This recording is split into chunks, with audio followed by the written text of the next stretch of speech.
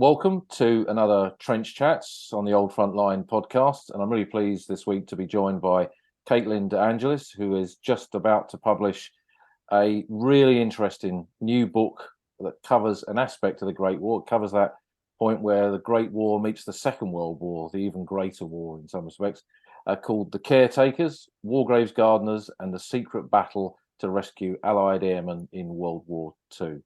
So thanks for joining us, Caitlin. I'm so happy to be here. Thanks for having me.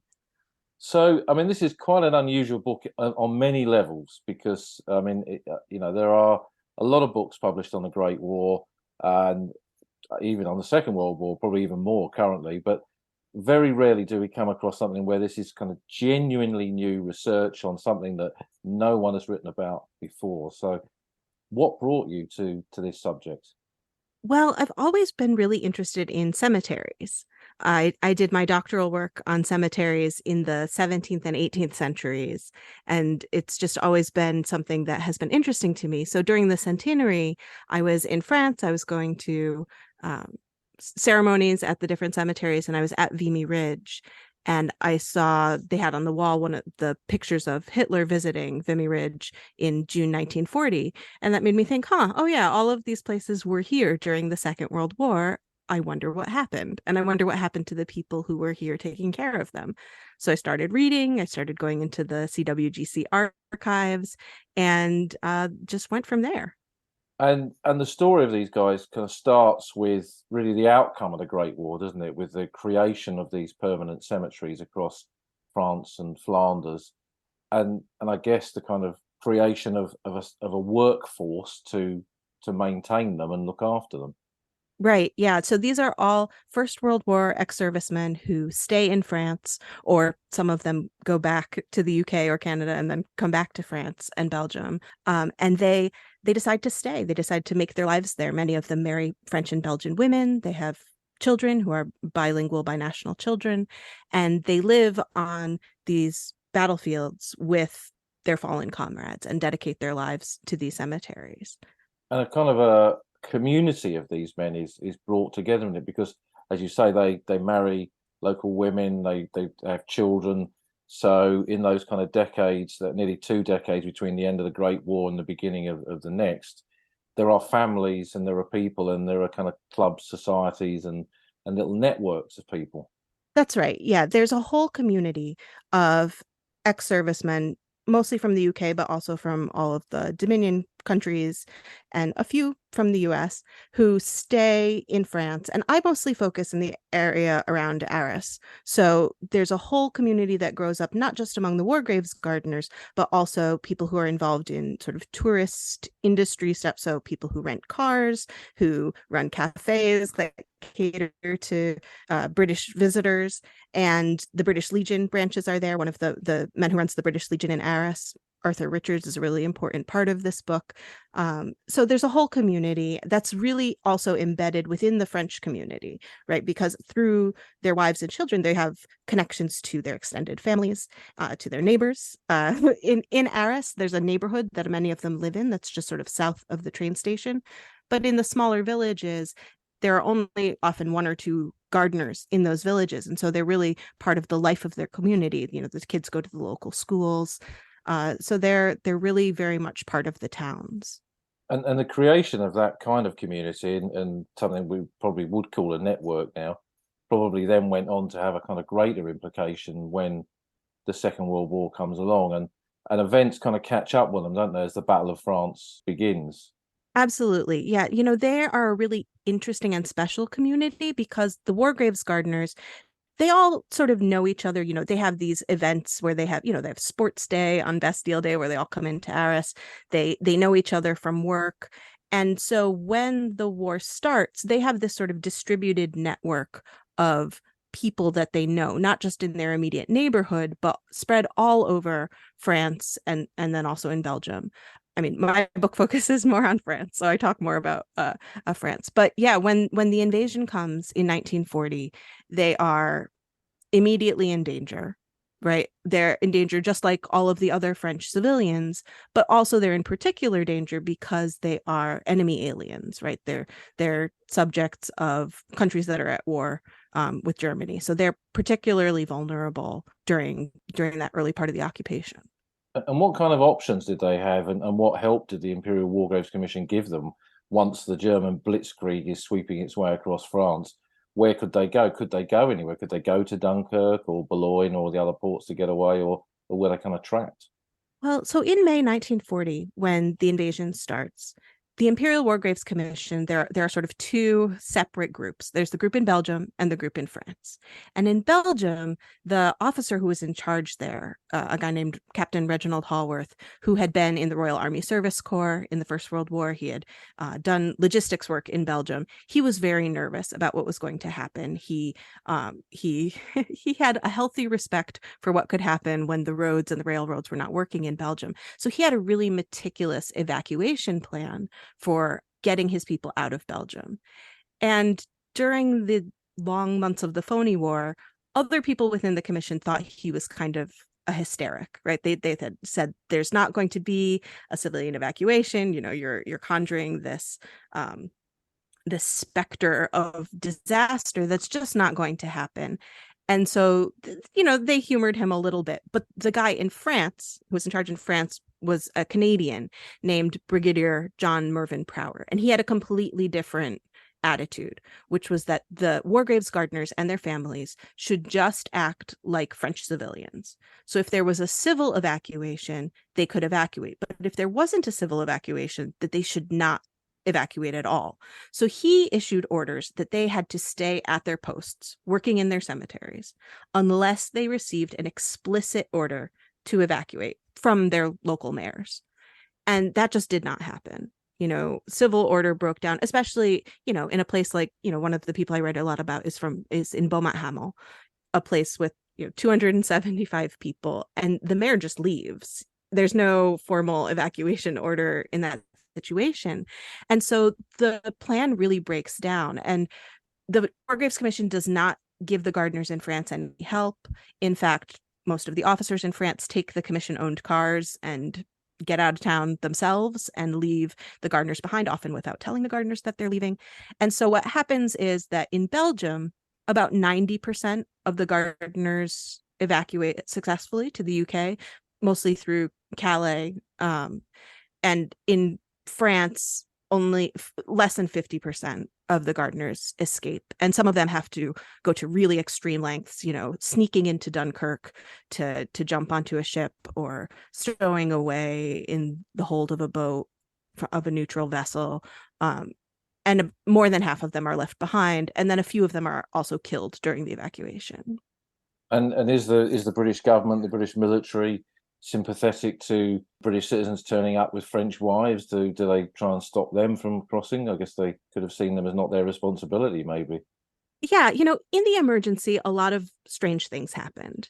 So most of the ships that were leaving, so the gardeners were mostly escaping in sort of May 22nd, 23rd, just right before the ports like Boulogne and Calais are falling. So this is still a time when those ships are enforcing passport controls. And that actually does hurt several of the gardeners' families pretty badly. Mostly their wives are British subjects, because before 1927, if women married, a French woman married a British man, they got British citizenship. But afterward, they kept their French citizenship. So most of the wives did have British papers, but it got really complicated for a lot of the others. So one gardener tried to sneak his son's fiance onto the boat.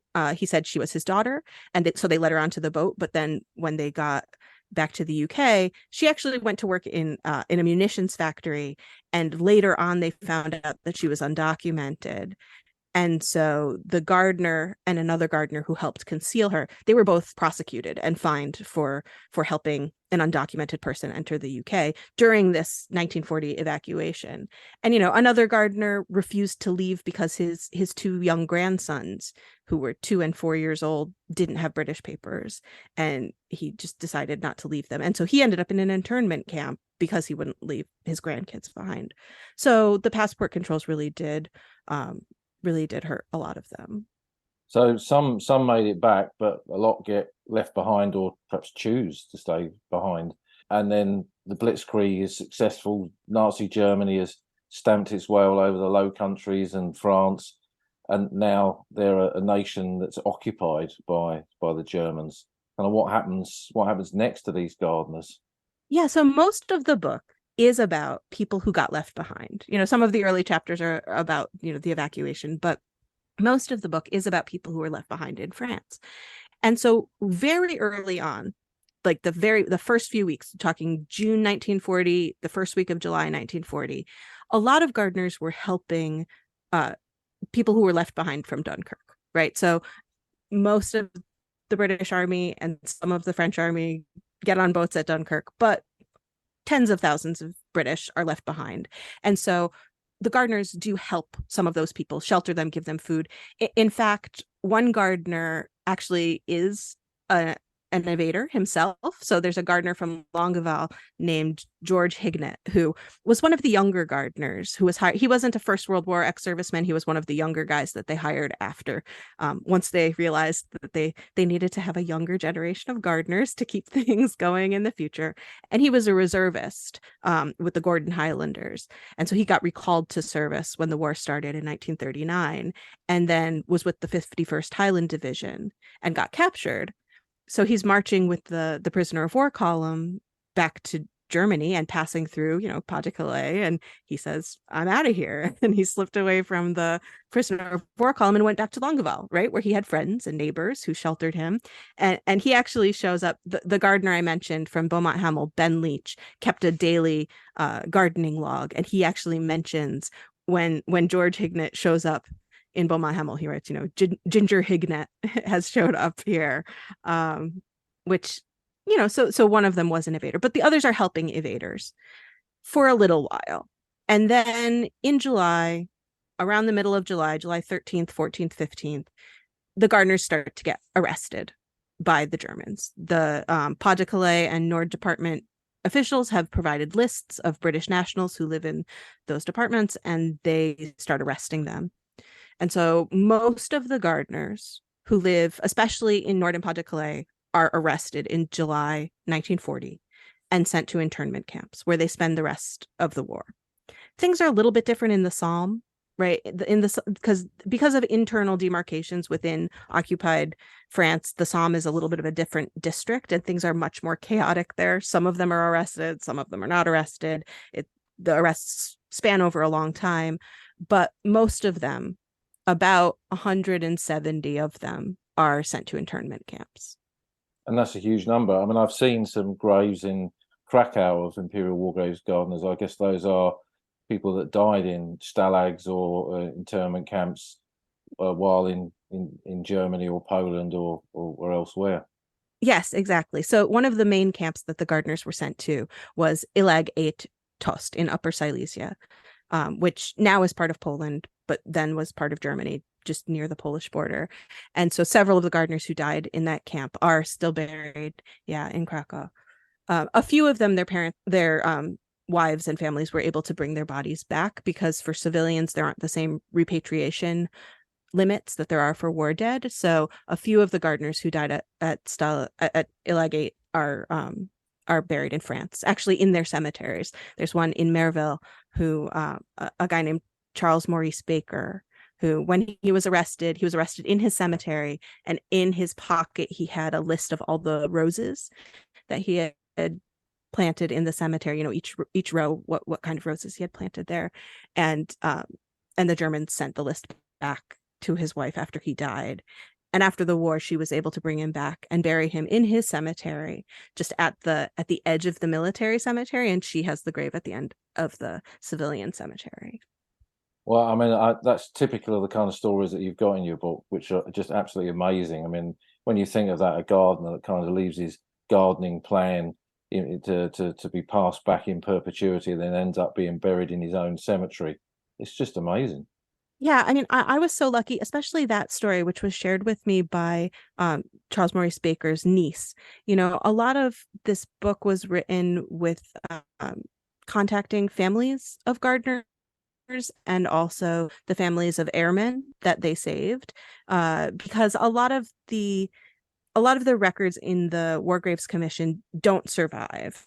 Just sort of routinely, as they're cleaning out files in the 1980s and 1990s, the gardeners were dying, and they were just tossing out the personnel files because they weren't seeing them as having historical value. So the the records at the at the War Graves archives are a little bit sparse in terms of the personal things. And so I was really lucky to get to meet some of the children of gardeners, to talk to them on Zoom, really. But yeah, so like that story, that little personal story comes from Jane Evans, Charles Maurice Baker's niece. I guess that's typically the kind of research you've done, because this isn't not the thing that you can just kind of pick up published sources, or there'd be very little in published sources. So you must have done quite a lot of archive research, I guess. Yeah, this was a major archival project. Some of the main archives that I used are, of course, the UK National Archives and the Commonwealth War Graves Commission archives, but also the National Archives in the US, because those have pretty extensive files that investigate each of the French civilians who helped American airmen after the war. American military intelligence, MISX, did investigations on all of those people to see if they, deserved compensation or medals or that sort of thing. And those files do survive. So I found many of the gardeners and their wives and children in there, and also many local museums and archives in Arras and in northern France, all over, were really generous, especially the Museum of the Resistance in Bondieu, which is near Lille, where many of the people that these gardeners were working with were taken and executed at that site. And I guess the Somme department has been very good in putting the equivalent of the census records online, which must have been a real help for you in tracking down some of these people. It's been amazing. I'm so thankful to the French civil authorities for putting the census records online. That has been really wonderful. I've read thousands of pages of French census records. It helps to find where people lived and where, who's living close to each other. But also in those records, we can also find the names of French civilians who are working for the War Graves Commission, because in order to be a permanent employee of the War Graves Commission, benefits eligible full time, you had to be British. But they did employ a lot of French civilians as what they called casual labor. Even some of them worked for decades for the commission, but they were still casual labor. And but they don't have records of those people in the archives, but you can find them in the census records because they list the IWGC as their employer.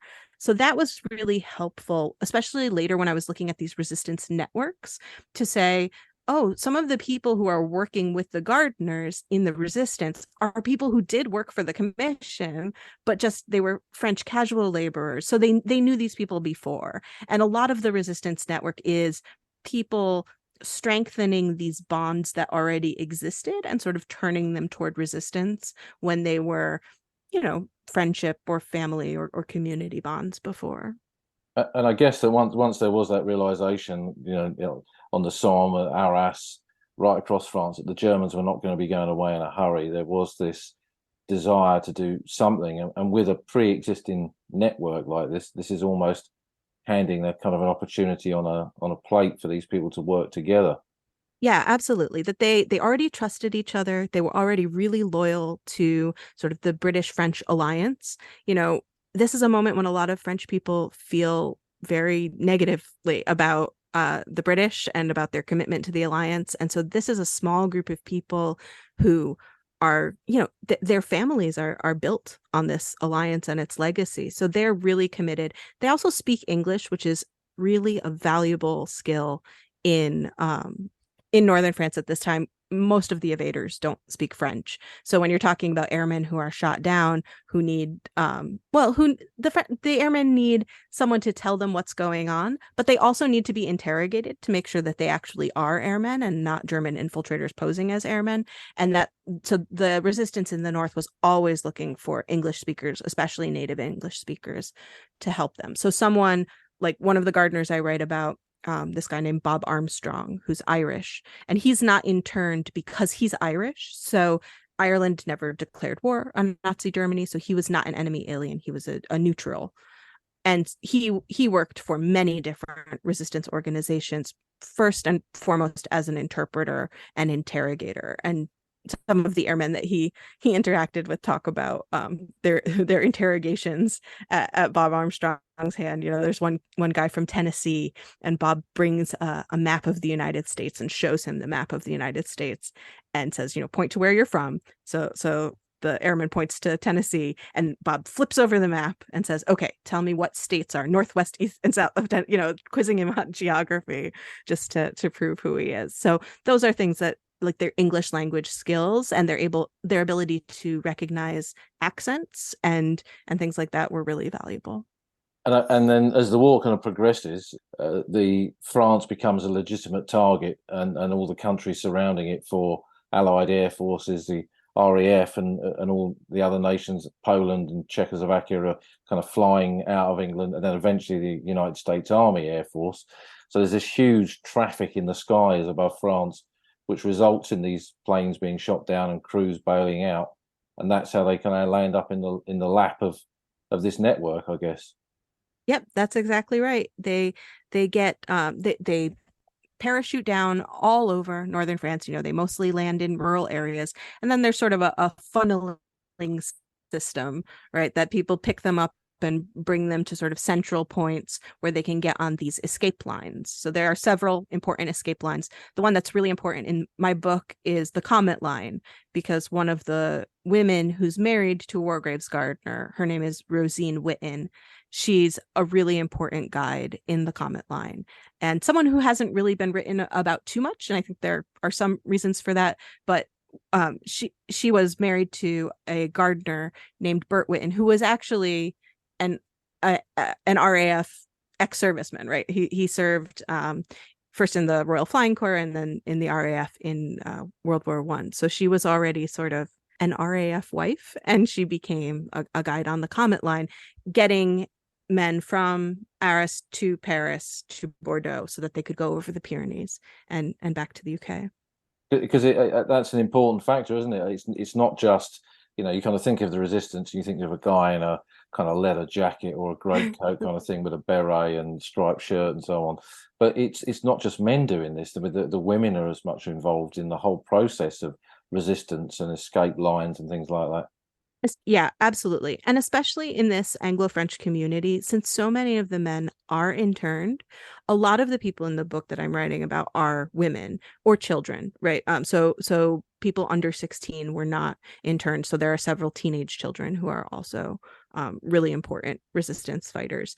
But a lot of the wives of war graves men, and then also other British men who are around. So there's one woman named Bertha Fraser, who she and her husband John, he's from London, he served in the First World War, they run a perfume shop in Arras. He's not a gardener, but she's very friendly with all of the gardeners' wives because they go to these sports days, they have these, they have whist drives and all sorts of social events that they know each other from. And she actually becomes a really important SOE contact for the circuits in the north, and she does a lot of coordination. There's a wild story about a time when an SOE agent needed to make a pickup, like a Lysander was coming in to pick him up, but there were unexpectedly a lot of German troops around. So Bertha Fraser arranged for a hearse and staged this like mock funeral where he's hiding in the back of the hearse so that she could get him to the field. She has an amazing story. She also worked pretty closely with Rosine Witten, who is one of the women who's like the main story in my book, and some of the war graves children as well who were involved with her work. But she had, at the end of the war, she survived, and they awarded her a George Medal. So she was doing amazing work. Given the kind of air traffic there was over northern France at that time, what kind of scale are we looking at here? I mean, when we see the kind of casual war graves of men who didn't survive planes being shot down, it kind of gives you a bit of an insight into just how much there must have been and how many men did survive and ended up in these escape lines. Yeah, so it was really only the very luckiest people escaped. So about 65% of airmen who were shot down died in the crash, or their parachute didn't open, or something happened.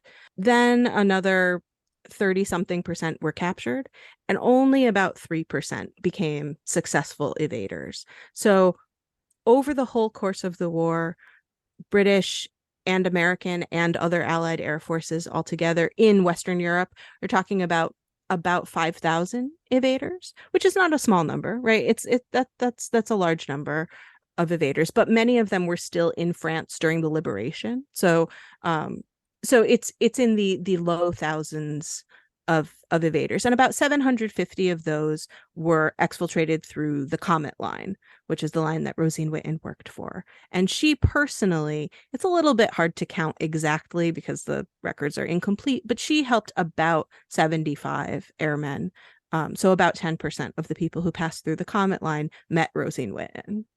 And so, I mean, I remember the kind of first few years I went to the Somme.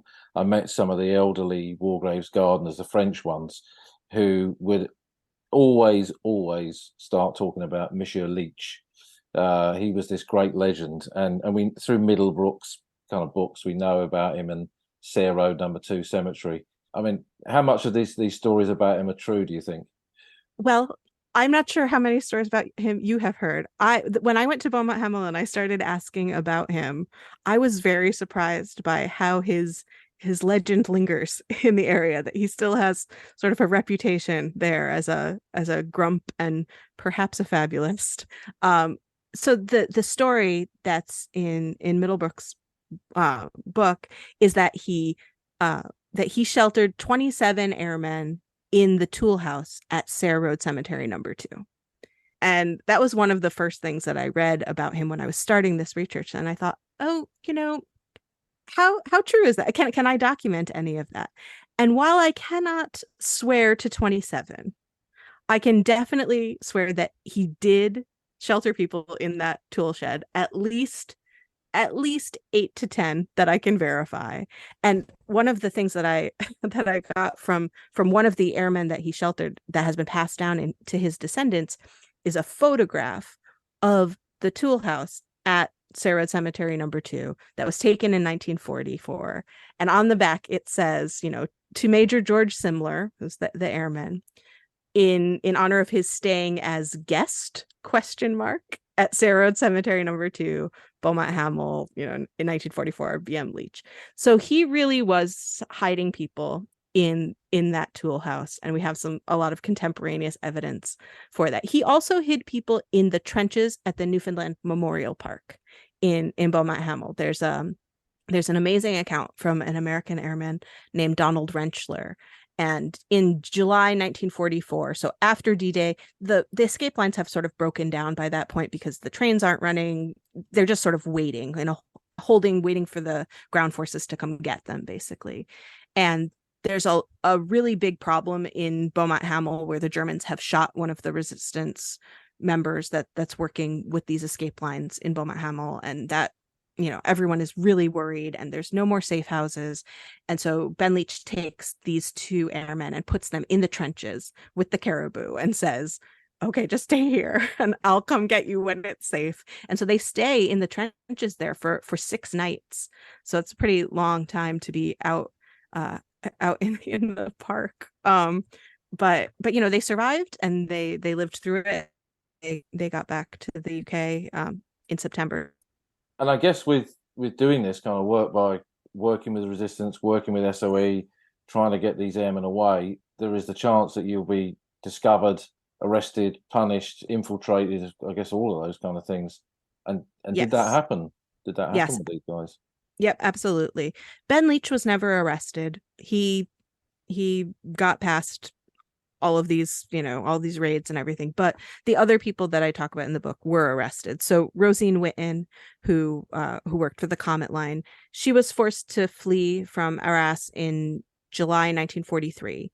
And she went to Paris and kept working for the Comet Line for many more months, but was finally arrested in early 1944 and sent to Ravensbrück, the concentration camp for women.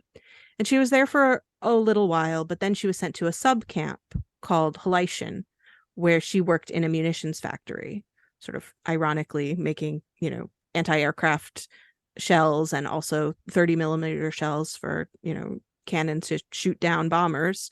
And And she was wounded at that factory. There was an explosion that killed another worker, and she was badly wounded in that explosion, but survived and was liberated in May 1945. So right up, I think she was liberated, I think May 5th, 1945. So she was there until the very end. And Bob Armstrong, the Irish gardener, was also arrested. He was arrested for helping that American from Tennessee. And he and several of the other helpers were co-defendants, and they were all sentenced to death. His sentence was commuted. They commuted it from death to 8 years hard labor, but he died in a prison in Germany in, I think, December 1944. Yeah. So yes, they were arrested, they were deported, some of them died. And so after the war, there were investigations, there were compensation, medals, all of that. But a lot of people in the war graves community suffered a lot from being left behind in occupied France. Many of them had lifelong disabilities from their internment, because you have to remember they were also men mostly in their late 40s, 50s, and even 60s who were in these camps for years and years and years. They weren't they weren't fighting fit like prisoners of war who went in as young men. And so a lot of them had been wounded in the First World War. They had a lot of disabilities going in, and then they really did not fare very well in the internment camps. A lot of them either died in the internment camps, died shortly after they were repatriated, or had really substantial disabilities afterward. And like Rosine Whitten's husband, Bert, he was repatriated in early 1944, but he died just a couple of months after. He was repatriated, went right into hospital, and never came out. He died there. So it's a story not without its casualties then, really. Yeah, absolutely. I mean, and right from the start, I mean, several of the gardeners were killed in the evacuation. Some gardeners' children were killed. One of the 15-year-old daughter, Violet Harris, was killed in 1940 as well. Some of their children were killed in concentration camps. Children who joined the resistance and were deported died, as well as children who were sent to internment camps. So there were a lot of casualties within the war graves community, for sure. And how did when the conflict was over and the stories of what they'd done through all these inquiries from the Americans and possibly, I guess, British intelligence as well, trying to find out what was going on, how did the commission kind of react to what these people had done, and were they sympathetic to the outcome of this in any way? I mean, not really, not too sympathetic. So, I'm just working from official records, right? So there are limits to what I can know. But the records are pretty focused on curtailing liability, because they did realize that they had ordered these people to stay at their posts well past the point of danger, right? The latest I've seen the commission officially ordering a gardener back to work is June 5th, 1940, which is very, very late. This is after after the Dunkirk evacuation is already sort of over by then, and they're still ordering people back to work. And part of that is because Sir Fabian Laird wasn't getting up to the minute information, right? The flow of information to the War Graves office in London was not up to the minute. And part of it was the failure of the guy on the ground, John Mervyn Prower, who really sort of fell apart on the job there. But the commission was really concerned about liability for leaving people behind. And the gardeners themselves had demands. One of the very first things that they did when they got to the internment camp was that they had an all hands union meeting of the gardeners, where they said, let's make a list of our demands. And so their demands were that they wanted their full wages for the whole period that they were interned. They wanted a period of rest and recovery. They wanted compensation for any property. And their last demand was that they wanted a full investigation into what they said. They said, we wanted an investigation into the disappearance of all our leaders, right? Because all of the officers made it home, and fewer than half of the gardeners. So they still wanted that when they got home. But the commission had already conducted an investigation in 1940. It collected depositions from all the officers and determined that they had done everything they could. And so they didn't reopen the investigation, even though the Gardners were asking for it. They did give them some financial compensation. They devised a scheme, a compensation scheme, where they would pay them based on their wages, but it wasn't based on their actual wages. It was sort of a flat rate that was lower than their wages. So there was a lot of back and forth about how satisfied people were with those settlements. And in some cases, they decided not to give settlements. So, for example, Bob Armstrong's family did not get a settlement because he was Irish, and they decided that the compensation scheme didn't apply to him. And as the war kind of moved into its own realm of history, and the battlefields of the First World War became, in many respects, in the kind of 50s and 60s, quieter and quieter, I guess that was a period in which the stories of what they'd done kind of slipped away as well. Yeah, absolutely. I mean, these stories of the Gardners in the Second World War, I I read everything that I could, and there are a few excellent books out there. Especially, there's a great book called "The Children Who Fought Hitler," which is about the community in Belgium, and it's specifically about sort of the kids who went to the British Memorial School in Ypres. And that's a great book with a lot of interviews with the kids who went there. But I was focused more on the earlier generation, the First World War veterans, and in France. And for them, a lot of them didn't talk about things, or didn't want to be too specific. Rosine Witten never really talked about her concentration camp experience. She did give her concentration camp uniform to Andre Coyot, who I think you knew, who preserved it, and it's still on display. But she didn't really talk about that at all. In order to write the parts of the book that are about her experience in the concentration camp, I had to go and find testimony from all the other women who were on the transports that she was on. So the transport to Ravensbrück and then the transport to Haleischen, and sort of piece together that along with the story of her being wounded from, just from a pension file. She didn't tell those stories really. And I guess now, as you've begun to unravel these stories, the families, the descendants of these gardeners probably are delighted that you're coming in to tell that story. I hope so. Yeah, not everybody wanted to talk, and that's perfectly okay. Everyone has a different relationship to the story, and I tried to talk to who wanted to talk to me and not talk to. I found that the gardeners' families were often a little bit surprised that anyone wanted to talk about it. Whereas the American Airmen, that is a story that had been like lovingly preserved and handed down and told many times about the time that their father or grandfather had been shot down in France, that those stories tended to be they say, oh, I'll get the box of stuff, right? Like the pictures. And one family had the silk map and the false documents, and just all of those things. And I was always really happy to talk to anyone who would talk to me. But yeah, especially since the War Graves Commission didn't preserve the personnel files, it was a lot of little piecework. And the people that I did end up writing about, Bob Armstrong and Ben Leach, I was able to go into more depth because their personnel files do survive. And with Rosine Witten, Bert Witten's file does not survive, but she donated her papers to the Imperial War Museum. So what we have for her is all of Bert's letters from the internment camp, talking about the gardeners in the internment camp and what their experience was there. We don't have her letters. He wasn't able to save her letters to him, but you can sort of tell what she's talking about from reading his letters. And that was really one of the big sort of methodological challenges of the book, was writing about Rosine Witten, who is a person who did not write very much about herself.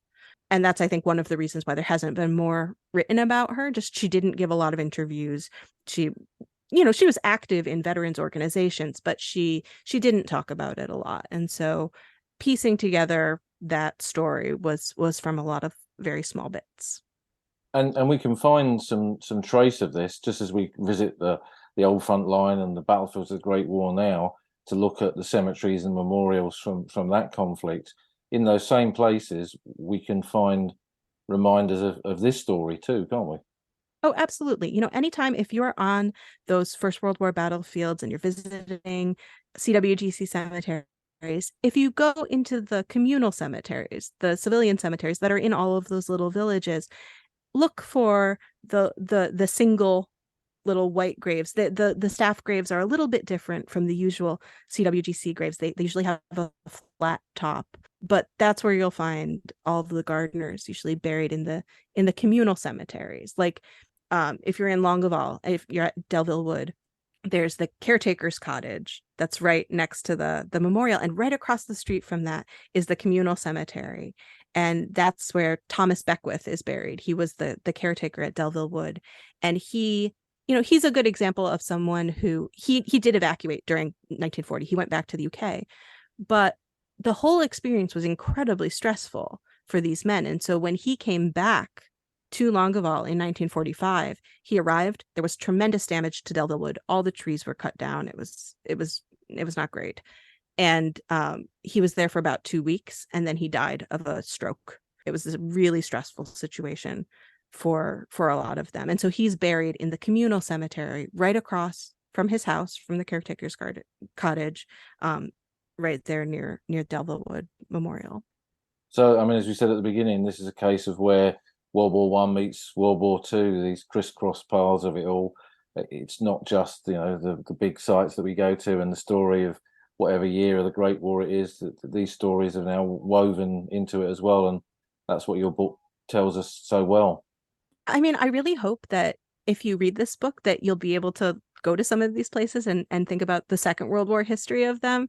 If you go to Sarah Road Cemetery #2, maybe go around the back of the wall and take a look at the little stone tool house, which is still there, and it looks exactly the same as it does in the photo, which I put the photo in the book so you can look at it and think about the airmen who were sheltered there, and the tremendous risks that the War Graves gardeners and all of the other resistance in northern France took to help them. You know what we're going to see? We're going to see groups of people now. They're going to be walking up that side of Sarah Road #2 just to go and look at the tool shed. And the commissioned gardeners are initially going to be, now the modern ones are going to be scratching their heads, start off with thinking, where are these guys going? And that's when your book will have to be a French language edition of your book. Yes, I hope so. I hope so. Yeah. Well, it's a fantastic book, and we've only really touched the surface of the stories that are in it, which are hugely engaging and fascinating and moving, all in kind of equal measures. The book's coming out later this year. So it'll be out January 2024. Okay, so that's one to look out for. And but when it does, it's available for pre-order though, so you can put it on your list. Good. So we'll put a pre-order link so people can pre-order it. And near the time, we'll kind of obviously flag it up on all the social media for you as well, and refer people back to this. So thanks for coming on and talking about this. I mean, what's your next project you're kind of looking at? A continuation of this kind of research or something different? Well, that's a great question. I'm not sure what the second book is, but one of the things that was left on my hands was all of these stories of gardeners that I couldn't fit in the book. There were in 1940, there were 526 staff, and there are so many fabulous stories that didn't fit in the book. So I'm trying to think about how to present those in some sort of, if nothing else, in like a binder at the War Graves Commission archives, because there's so much, and I really hope that more people will think about the staff. Definitely, and because the silent cities, at the end of the day, without the gardeners, they were nothing. The gardeners are what made them, and their footprints and their echoes of everything they did are kind of still there, really. Yeah, I mean, that to me was always the thing that made the book important to me, was that when we think of the cemeteries and the War Graves Commission, it's about commemorating the war dead, and these are all people who survived, but there's nothing different about them. Ben Leach served in one of the Manchester Pals battalions and served on the first day of the Somme and Battle of Arras and Passchendaele and all of that. And there's nothing that separated him from all of the people who died, except that he survived. And so how how did life go for the people who didn't die? How did the commission treat them, and how do we remember them? Is, I think, what made the book really interesting to me. Well, like I say, it's a fascinating book. We can't wait for it to come out. And thanks so much, Caitlin, for coming on the podcast to talk about it. Thank you so much for having me. This has been great. Thanks. And we'll put some links to your social media and the book itself onto the podcast website. So thanks again. Thank you so much.